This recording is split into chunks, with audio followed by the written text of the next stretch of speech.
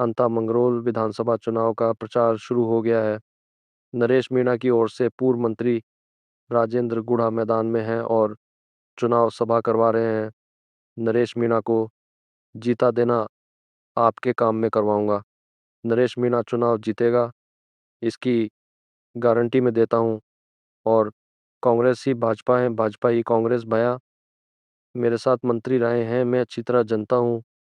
पूर्व मंत्री गुड़ा के बोल, आगे देखे पूरा वीडियो। जिस तरीके से यह कांग्रेस और बीजेपी ओम शांति के नारे लगते हैं कोटा में, ओम शांति के नारे नहीं लगते क्या? ये आपका तरबूज है। मेरे साथ 2 बार मंत्री रहा, मेरे साथ मैं जानता हूँ। सुन एक बेर बगल में बैठता था 10 साल। आपको बताना चाह रहा हूँ, एमपी के चुनाव में वोट मोदी को देता है और विधानसभा के चुनाव में मोदी वाले इसको देते हैं। ये तो मैच फिक्स कर रखा है। अरे बात कांग्रेस ने मैच फिक्स कर रखा है, तो दोनों एक है। तो नरेश को मारने के लिए धमकियों के ऊपर आ गए। मेरा आपसे निवेदन है, ऐसा मौका आपको नहीं मिलेगा, ऐसा लड़ने वाला आदमी आपको नहीं मिलेगा, ऐसा गरीबों के लिए संघर्ष करने वाला आदमी आपके पास नहीं मिलेगा। आपको मैं बताना चाह रहा हूँ, आपको बताना चाह रहा हूँ, इस पूरे प्रकरण के अंदर आप ध्यान से सुनोगे। नरेश भाई, जो आदमी इनके वहां 100% टॉप से चुनाव पूरी से जीत गया, जीता हुआ चुनाव उसको हराया गया था, फिर जेल में डाला। बदमाशी उस डिप्टी कलेक्टर ने की थी। कितने लोग हैं? तो बदमाशी जब कर रहा था, पराकाष्ठा जब उसने कर दी, गुंडागर्दी की हद कर दी, तो नरेश अपने जमीन उसका जिंदा था, इसलिए उसके थप्पड़ मार दिया। शरीफ 3 तरह के होते हैं, 3 तरह के शरीफ होते हैं। एक वो शरीफ है जो आदमी की भैया मैं बदमाशी करूंगा तो मैं पिट जाऊंगा, रास्ते में चलता चलता बदमाशी करूंगा तो कोई मुझे पीट देगा और पीटाई नहीं हो जाए, इस वजह से शरीफ है, बाकी मन में उसकी बदमाशी करने की है। एक तो वो शरीफ है। दूसरा शरीफ है कि यार बदमाशी तो कर लेने के मुकदमा लग जाएगा, जेल चले जाएंगे और जिंदगी खराब हो जाएगी, करियर खराब हो जाएगा, और इसलिए मुकदमे से जेल से डरता हुआ शरीफ बन रहा। वो है दूसरी कैटेगरी का शरीफ। एक शरीफ वो है जो पिटने से भी नहीं डरता, जेल और मुकदमे से भी नहीं डरता, और उसके बाद में जो शरीफ आदमी है वो है नरेश मीणा। नरेश मीणा किसी की फिर भी उसके दर्द है, आपको पता है। झालावाड़ की घटना के बाद 15 दिन का अनशन करना, जेल जाना 40 दिन तक, और वो रो रहा था कि यार इस परिवार की मदद होनी चाहिए। अब ऐसा नरेश एक जैसलमेर में बोर होता तो 20 लोग जिंदा जल गए बस के अंदर, आग के अंदर, उनके लिए कोई होने वाला नहीं था। उनको इंसाफ नहीं मिला। वहां एक नरेश और होता तो इंसाफ मिल जाता। आयुषु जयपुर के सवाई मान सिंह हॉस्पिटल के आयुषु में लोग इलाज करने के लिए गए थे, आग से जल गए जिंदा। वहां पर नरेश और होता तो उनको भी 1 करोड़ मिल जाते। और ये जिम्मेदारी किसकी है? आरटीओ विभाग का ट्रांसपोर्ट मिनिस्टर है, इस पोर्ट खोल दिया। इसकी जिम्मेदारी बनती है कि बस में 2 गेट हो। 3 दिन पहले उस बस को सर्टिफिकेट दे दिया, ओके है, 3 दिन में जल गई तो उसके अंदर ट्रांसपोर्ट मंत्री को रिजाइन होना चाहिए। इसलिए शिक्षा मंत्री का रिजाइन होना चाहिए, स्कूल में बच्चे दब गए, और जयपुर में हेल्थ मिनिस्टर का रिजाइन होना चाहिए। किसकी जिम्मेदारी? कोई जिम्मेदारी नहीं है। लोग मर जाते हैं, कोई बोलने वाला नहीं है, बोलने उसको दबा दिया जाता है। आपको एक चीज बता देना चाहता हूँ, आपको 14 तारीख को आप अपना काम कर देना। आपके पास 10 दिन का, 12, 15, 14 दिन का टाइम है। 14 तारीख को आप ये काम कर देना। 11 तारीख को मैं गारंटी कह रहा हूँ आपको, थाने में थानेदार बदमाशी करने से पहले 100 बार सोचेगा गरीब के साथ, कमजोर के साथ। तहसीलदार, एसडीएम, कलेक्टर एसपी किसी के साथ बदमाशी करने पर 100 बार सोचेंगे कि यार वो नरेश आ जाएगा, पंगा हो जाएगा। और 14 तारीख से ये मंत्री नहीं बनेगा, लेकिन मैं आपको गारंटेड कर रहा हूँ मंत्री के ऐसे कर दे। नरेश मीणा ये आप सोच रहे हैं एमएलए बन के लिए बन जाएगा ना, ये विधानसभा में भी पंगे करेगा। राजस्थान की सबसे बड़ी पंचायत में बैठ के आराम से नहीं बैठेगा। यदि नरेश मीणा होता विधानसभा के अंदर तो ये टोंक वाली घटना हो जाती, राजेंद्र गुड्डा होता, जवाब देना मुश्किल कर देते सरकार का, सांस बंद कर देते, सांस बंद कर देते। क्या मजाक समझ रखी है? पूरे राजस्थान के टॉप अफसर वहां बैठते हैं, मुख्यमंत्री वहां बैठता है, सरकार बैठते हैं, मंत्री बैठते हैं, जवाब देना मुश्किल कर देते। ऐसे लोगों को भेज दिया, ऐसे लोग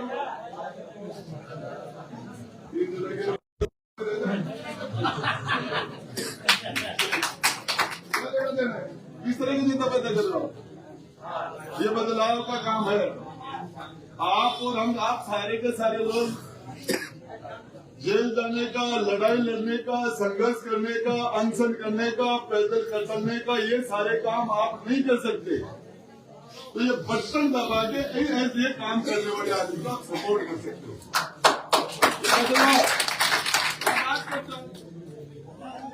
80% 90% लोग नेता आज से 25-30 साल पहले सेवा करते थे, 10% व्यापारी थे, 90% व्यापारी हो गए। लोकसभा विधानसभा में चाणक्य ने कहा था जो राजा व्यापारी हो जाएगा जनता भिखारी हो जाएगी, जनता भिखारी हो जाएगी। चीख चीख के चला गया वो भरत सिंह, सर के बाल काट काट के पैकेट में डाल डाल के वो बेचता था मुख्यमंत्री को, एक नहीं सुनी कि पैसे वो भाया दे रहा था। दुनिया में से ईमानदारी गायब हो गई, सच्चाई के लिए बोलने वाले खत्म हो गए। तो कोई आदमी कर निश्चित रूप से इसके मन में थे कि कभी मैं भाया आमने सामने हूँ, मैं भाया आमने सामने। ऊपर वाले ने मौका दे दिया, राम साहब पीटे राम आपस में दे दो सपोर्ट, आहुति दे दो। ये जातिवादी का मामला नहीं है। नरेश मेरी जाति का नहीं है, मैं नरेश की पार्टी का नहीं हूँ, वो मेरा क्षेत्र का नहीं है।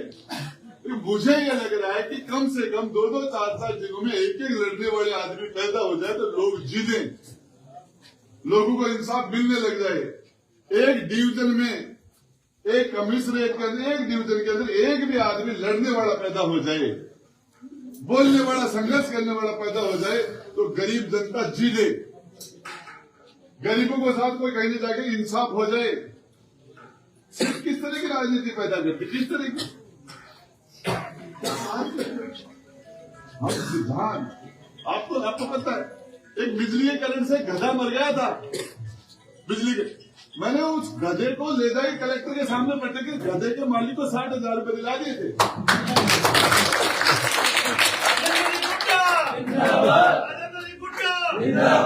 3,000 रुपए गधा था, 60,000 रुपए दिलाए थे मैंने। इंसान की कोई कदर नहीं, जो नरेश को अंदर डाल देंगे वो हमने तय कर लिया। इस तरह के इस तरह का संघर्ष करने वाले लोगों को मैं बता रहा हूं, नरेश 100%। जो आदमी बेईमान होता है ना, बदमाशी वो करता है, जो आदमी दिल का साफ है, आदमी बेईमानी नहीं करेगा। ये कभी भी आपको बता रहा हूं 36 को उनको साथ लेके चलेगा, इंसाफ पर चलेगा आदमी। इसका यदि गलत नरेश का बेटा भी होगा तो महाराजा गंगा सिंह जैसा फैसला कर देगा। बीकानेर के महाराजा गंगा सिंह ने अपने बेटे प्रिंस विजय सिंह को फांसी पर लटका दिया था, मौत की सजा दी थी। राजा ने वोट का राजा नहीं था, वोट का राजा नहीं था। लोगों ने कहा कि युवराज आपका बेटा है, राजकुमार मर जाएगा, राजा क्या कर रहे हो? राजकुमार जिंदा रहेगा तो न्याय मर जाएगा। न्याय को जिंदा रखना है तो राजकुमार को मरना पड़ेगा।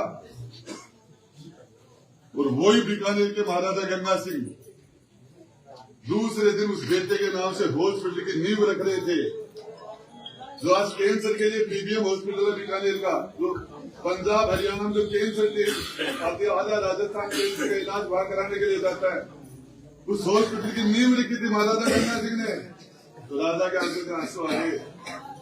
तो मंत्री ने कहा था, राजन आपके आंखों से आंसू, कल तो आपके जब बेटे को फांसी लग रही थी तब तो आपने नहीं किया।